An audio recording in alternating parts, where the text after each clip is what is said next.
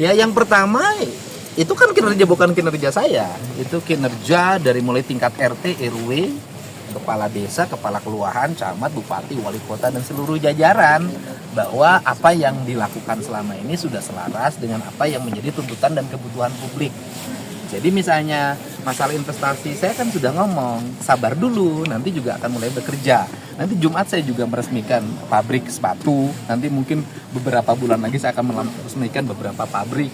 Karena waktu itu ketika saya rintis, mereka bisa bangun dan bisa berproduksi, orang bisa kerja. Vimpa sudah bisa produksi, BYD bisa produksi, terus bagaimana apa yang saya sampaikan. Yang kedua, pendidikan kan kita dorong bagaimana SD dan SMP terintegrasi dengan baik, bagaimana orang bisa bersekolah, walaupun kemarin ribut satu kelas 50, yang penting orang sekolah. Sekarang juga saya mendorong lagi kerjasama dengan swasta yang lebih luas lagi.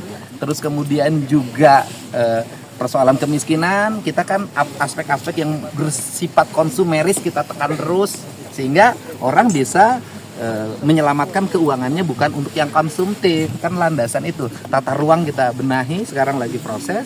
Ya semuanya sudah on the track ya, on the track. Dan dari on the track itu, saya kan tidak pernah ngomongin dari dulu, kapan gue baru ngomongin IPM. Saya nggak pernah, lanjut pertumbuhan ekonomi, saya nggak pernah, penanganan kemiskinan, saya nggak pernah.